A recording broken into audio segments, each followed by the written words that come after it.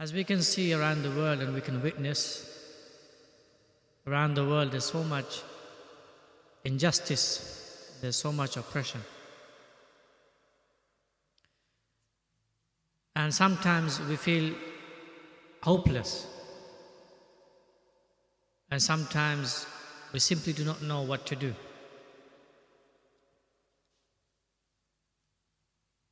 And we can shut ourselves inside and begin to feel numb and not even then speak what we ought to speak. And at times it can be, the worst case scenarios is that we actually begin to assist the oppressor without even realizing. Be it just standing by, or be it simply not saying anything when we can say something. And as always, Allah subhanahu wa ta'ala has not left us without any instruction. There is nothing the human being goes through at an international level, at a national level, at a society, local, and even family, or even the individual level, except Allah subhanahu wa ta'ala has left clear, explicit instructions of what to do and what not to do, and how to achieve the particular objective. It's simply about asking the relevant experts and the scholars of Islam, locally, nationally, internationally, depending on the expertise. So these questions have been come to us regularly and consistently, constantly. What should we do? What can we do? What does Allah subhanahu wa ta'ala and the Messenger of Sallallahu Alaihi Wasallam and the experts of 14 centuries of scholars, what do they say? Today I'll summarize 5 instructions Allah subhanahu wa ta'ala and His Messenger Sallallahu Alaihi Wasallam and the great scholars and leaders that came before us have given these instructions to us clearly, explicitly.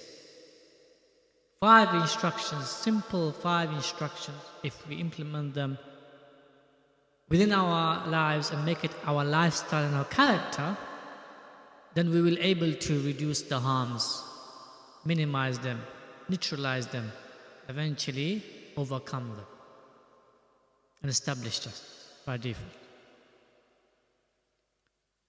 Number 1 from those 5 actions is to speak the truth, to speak the facts, to speak the matters on the ground which are real. Simply to speak. Now there is a notion out there in our Muslim society that we should remain silent, or silence is good character. The default position in Islam isn't to remain silent. The default position of Islam is to speak the truth. Ya ayyuhalladhina amanu taqullaha wa qulu qawlan sadida. O you have iman, fear Allah subhanahu wa ta'ala. I fear the consequences of your actions, and also not taking actions, because there's accountability after that. وَقُولُوا قَوْلًا سَدِيدًا. And make sure you say and you speak in assertive manner, matters of truth, matters of justice. That's the default position. The default position is to speak. That's the verse, is clear, explicit instruction in the Quran. It's not ambiguous, it's not general, it's very clear, instructive instruction. Ya ayyuhalladhina amanu taqullaha wa qulu qawlan sadida. Make sure you speak. Make sure you be assertive therein if it's matters of justice and truth. That's a verse, very clear, explicit verse from Allah subhanahu wa ta'ala directly to us. As for the hadith, it's very clear also. Sallallahu said, "Man kana yu'minu billahi wal yawmil akhir falyaqul khayran aw liyasmut." He said, the one who believes in Allah subhanahu wa ta'ala and the coming life of accountability and reward, falyaqul khayran, falyaqul. You have to speak. Fal, the lam here in Arabic language, is a command, it's an instruction.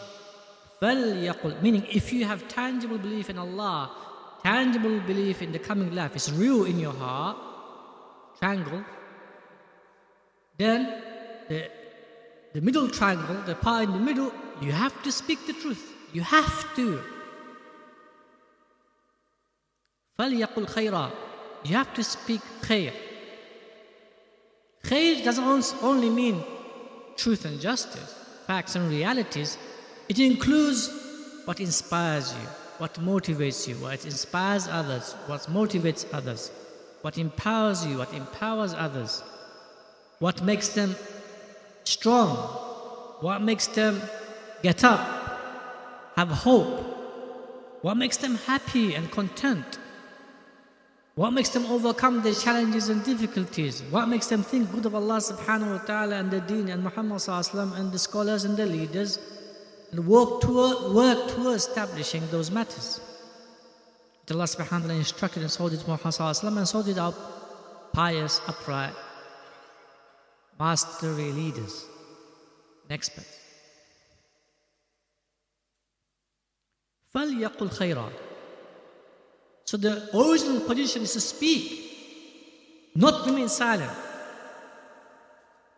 But if you don't know what to say, how to say it, then remain silent. But the silence isn't there in the beginning stage. The silence is there when you do not know, you're not the expert. You're not even the conveyor from the expert. So you don't know the facts, nor are you referring to the people who know the facts. Okay, then remain silent, because if you don't remain silent, then you're going to cause more harm. So remain silent. Very clear, explicit instruction from the Messenger of Allah sallallahu alaihi wasallam. Let me finish with one more hadith. The Messenger sallallahu alaihi wasallam said regarding oppression. He said, "Man ra'a minkum munkaran falyughayyirhu biyadihi." Whoever sees, witnesses evil, oppression, injustice, munkar includes all of those things. In words, in character, in behavior, in personality, in actions, individually, as a family, as a society, as a team, as an institution. If you see munkar, فَلْيُغَيِّرْ بِيَدِهِ. Transform. فَلْيُغَيِّرْ doesn't simply mean change. It means change. Take it from this reality that you're seeing of oppression, change it completely and transform it into something opposite of that. فَلْيُغَيِّرْهُ. Completely change this, completely transform it to the opposite of it. بِيَدِهِ, with your hand, i.e. with your authority, with your power, with your skill set. Again, you meet it. If it's a system, you meet it with the system. If it's a team, you meet it with the team. If it's an individual, you meet it with at the individual's level of authority and power.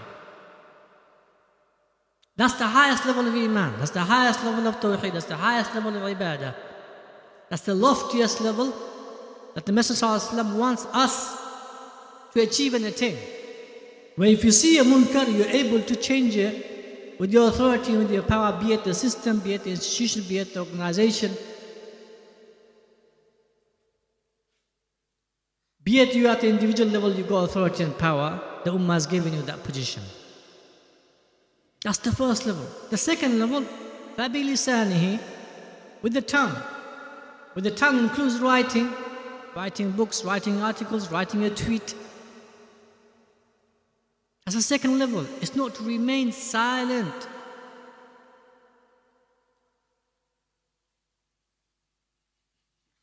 When we speak to people, we realize, even in the social gatherings, you realize they are silent. And this notion of silence is a good character. This notion that silence is a good character, we need to take rid of this notion. Because silence in of itself is not good character. Silence in of itself is not good character. Silence when we do not know what to say and how to say it, or we're going to make it worse, that is a good character. So silence in of itself is not praiseworthy. Speaking what's right and what's good, what inspires, what motivates, what makes us strong and prosperous, what brings honor,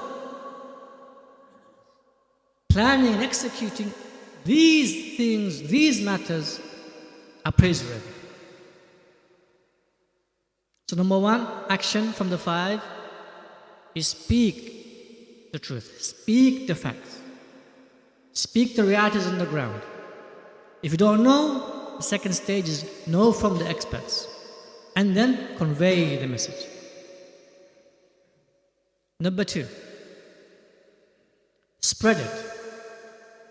This is something else that we tend not to do. So first we remain silent. The second stage, when we know the truth, when we know the facts, we also remain silent. We don't go and spread it. We remain stagnant. No, when you know the facts, when you know the realities, when you've asked the experts on the ground, they know the realities, they know the facts, they are telling you, these are the facts, these are the realities, these are the instructions of Allah subhanahu wa ta'ala and the Messenger sallallahu alaihi wasallam. These are the history. Once you know these facts and realities, you can reference it back. Now it's about spreading, which Allah subhanahu wa ta'ala calls it conveying, which the Messenger sallallahu alaihi wasallam calls it conveying. Ballighu, convey, meaning spread. Don't hold it to yourself. Once you know, spread. Reference it back to the organization, back to the institution, back to the people who are experts, be it scholars, be it institutions, be it teams, be it organizations. Reference them, be it books, be it articles, reference them. You're simply a conveyor, but convey. Do not sit idly. You see the oppressors, how they convey. They have a complete system of conveying. It's a sink. They sink it. So you got the first people who are the strategists, who are the policy makers, who are the thinkers. They make these things, and then you got armies of foot soldiers who are spreading the lies and the oppression to oppress more. So if you're in the first category of experts and scholars and institutional, organizational people of authority, next level is simply verify and then spread it. Spread it. Ballighu. Spread. Walau ayah. Even if it's one message of truth and facts. Rubba muballaghin afqah min sami'. Allahu Akbar. Look at the reward. The Prophet said, Rubba muballaghin, the one you're conveying maybe is more smarter, more clever, more skillful, more authoritative than you. So that he can empower the people more. As soon as he knows, he can empower. As soon as he knows, he can take the action. He can do what is necessary to do to empower the ummah, to bring prosperity, to bring honor. He has greater network. He knows more people. He has more money. But he simply doesn't know. Convey it to him or to her. Simple as that. Rubba muballaghin, maybe the one you're conveying to, afqah min sami'. More smarter, more clever, more expert. He has more authority than you. So number 2, speak. Number 1, speak. Number 2, convey. Number 3, defend. Don't be afraid to defend. Defend your beliefs. Defend your understandings. Defend your mindsets. Defend your character. Defend your ethics. Defend your morality. Defend your humanity. Defend your mercy. Defend your love. And yes, defend your justices. Defend your history. Defend your legacies or the best of mankind that came before you. Defend. It's part of who you are. It's part of your honor. It's part of your legacy. It's part of your children, your grandchildren, your great-grandchildren, and the lineages to come. It's part of them. If you become weak now and you don't defend, then what about the generations to come afterwards? They'll be more weak. They will not have no ground to stand on. If you don't defend, they will lose hope.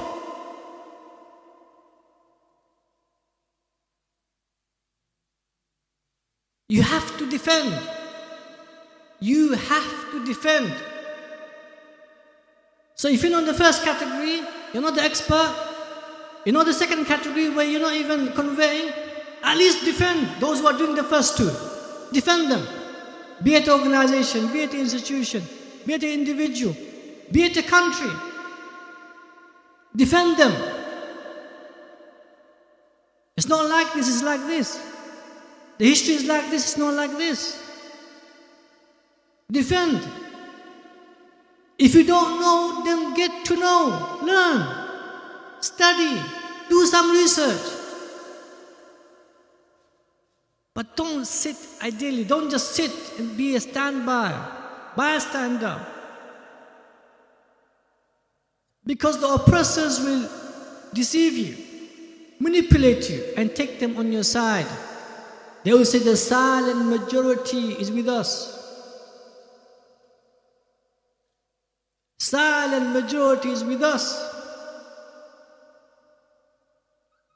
The silent majority needs to be with the truth, the justice, the matters that inspire, motivate, empower the Muslim Ummah, bring honor to them, protect their honor.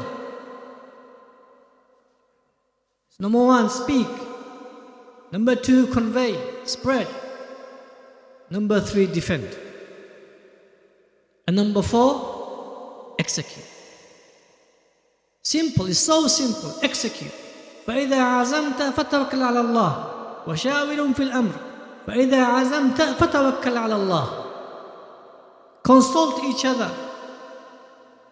What to do, how to do things.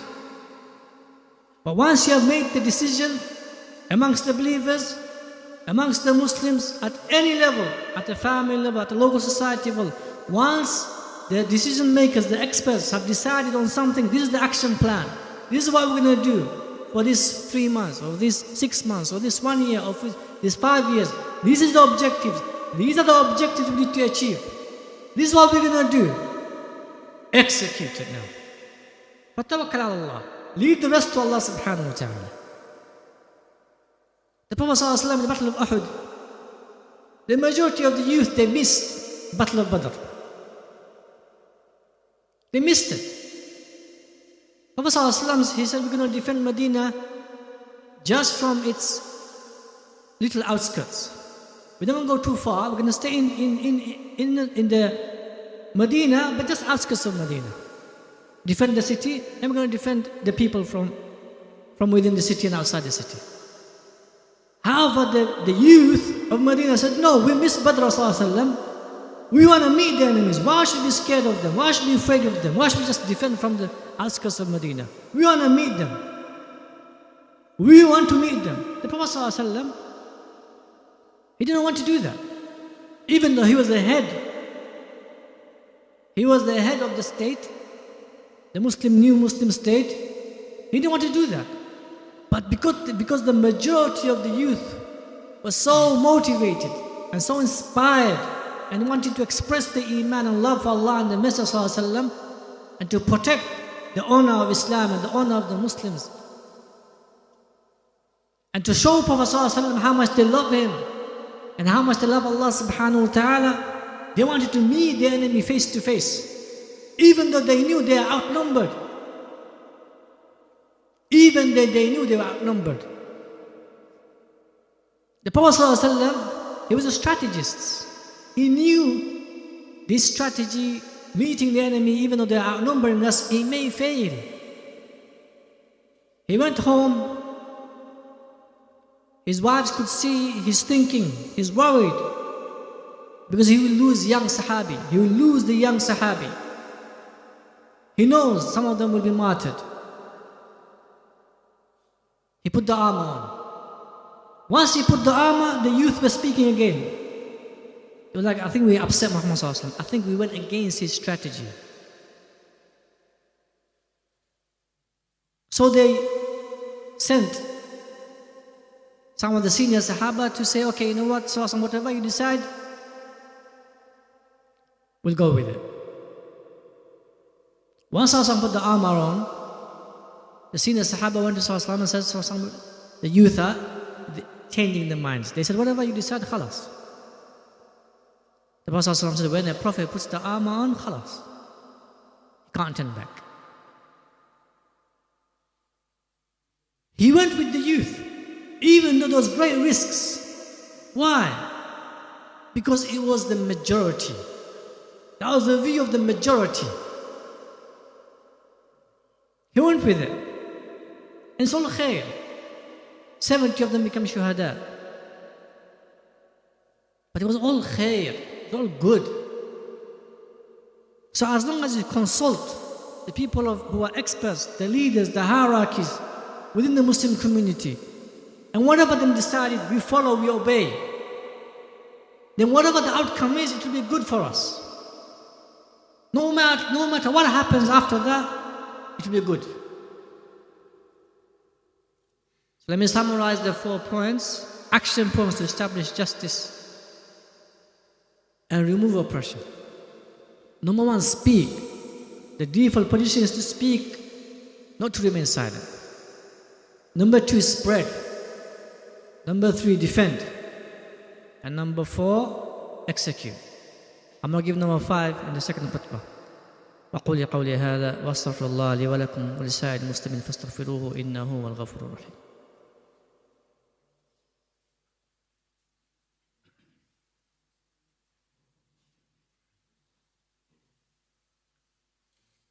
الحمد لله رب العالمين الحمد لله رب العالمين الحمد لله رب العالمين الصلاة والسلام على أشرف الأنبياء المرسلين نبينا وإمامنا وقائدنا وقدوتنا محمد وعلى آله وأصحابه أجمعين أما بعد. Number 5, with all of these 4 above matters, build a team. For the first one, build a team of experts who are trained to know the facts and realities on the ground, who are trained or who will train to find out the details of matters, from intentions and motives and reasons and causes to the external objectives and plans. Build a team on the first one. Build a team and a system for the second one. Conveying, spreading. Build a team. There has to be a team. You cannot work alone. No human being is able to achieve things, even at the local level, in a systematic way, individually. He or she needs a team. For number 1, build a team. Writing, making videos, making documentaries, writing books, build a team. Finding things out from the ground, build a team. Number 2 is spreading it. So once the experts have built the team, give you the necessary articles, necessary books, necessary documents and documentaries. Number 2 is spread them. Spread them in your social medias. Spread them across board in your social gatherings. Spread it. Build a team on spreading. Number 3, defense. There needs to be a group of people defending. Again, a team has to do it. It can't be simple individuals.